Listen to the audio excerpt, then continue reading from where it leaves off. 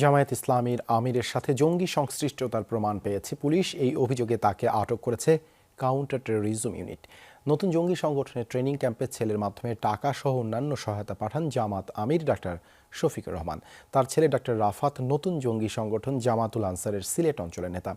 Doctor শফিককে 7 দিনের রিমান্ডে পাঠিয়েছেন আদালত। গত 9 নভেম্বর জামাত আমিরের ছেলে ডাক্তার রাফাতকে গ্রেফতার করে পুলিশের কাউন্টার টেরোরিজম ইউনিট।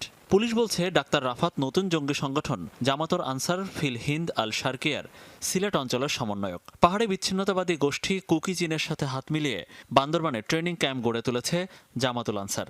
জামাত আমিরের ছেলে ডাক্তার রাফাত আরও 11 সহযোগী নিয়ে সেখানে প্রশিক্ষণ নেয় বলে তথ্য পায় পুলিশ। আরও তদন্ত করে পুলিশ জানতে পেরেছে ছেলেকে প্রত্যক্ষভাবে সহযোগিতা করে জামাতের আমির, আর্থিকভাবে সহায়তা এবং নিজের বাড়িতেও জঙ্গি সংগঠনের সদস্যদের থাকা খাওয়ার ব্যবস্থা করেন তিনি।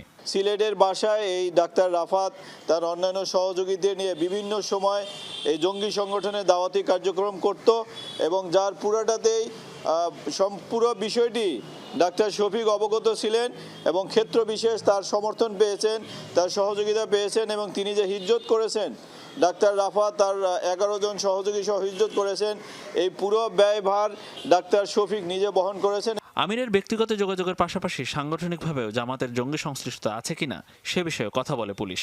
আমরা তাদের ব্যাকগ্রাউন্ড অ্যানালাইসিস করে দেখেছি যে পূর্বে তারা শিবিরের রাজনীতির সাথে যুক্ত ছিল।